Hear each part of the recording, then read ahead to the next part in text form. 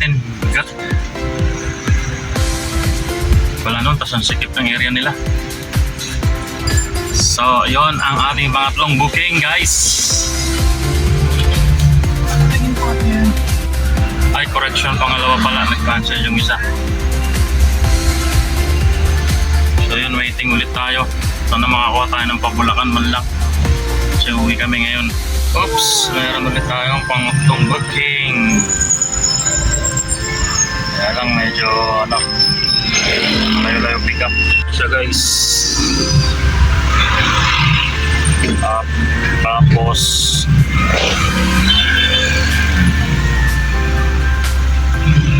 ayan ang kanyang pick up, 20 minutes, 7.9 km. May tayo mga yugs sa ating pick up papuntang Bulacan. Bulacan na K, hindi Bulacan na C. So, 6.9 km, 17 minutes. Alright. Yun na nga guys, naliligaw na naman tayo ni Waze. Ating kilometro na lang eh. Ligaw pa nga ni. Ulan-ulan pa naman.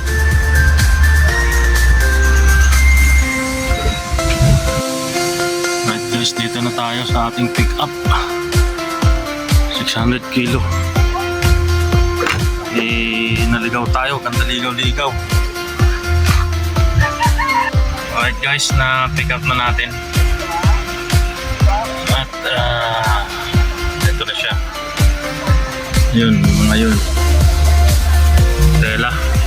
So ang booking, so ang travel natin ay 2 hours and 52, 3 hours yan, then 60 km puntang Bulacan. Okay guys, let's go. Right guys, dito tayo sa Magalang, Pampanga, going to Bulacan. Traveling na pick up na natin. Ito na, traveling na tayo guys. Alright, let's go. 3 hours. Yan na nga guys, na traffic tayo mga yugs. Pala 2 hours. Naiikot-ikot pa tayo ni Waze, anak ng Punggulo.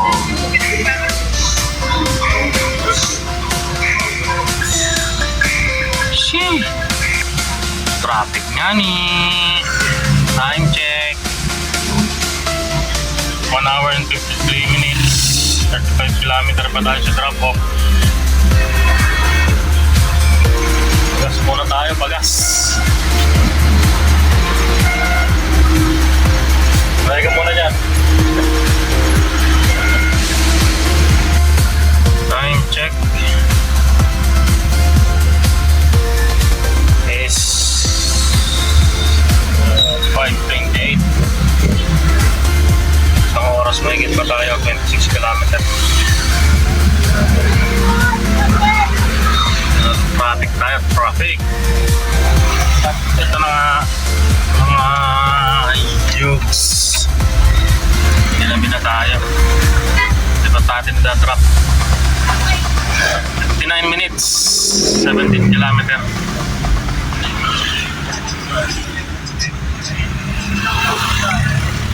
Bulacan. Na traffic nga ni. Ano tayo bandang Bulacan na to eh. There traffic.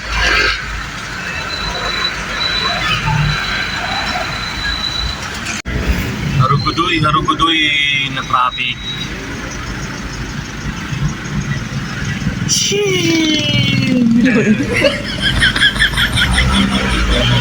Traffic guys. Update guys. 28 minutes, 6.7 km. Traffic na naman. Sumingit pa nga ni. Nagbubuhos ng kalsada. Somewhere here in Bulacan, along Arthur Highway. Traffic nga ni. Di ako sa loob kuya.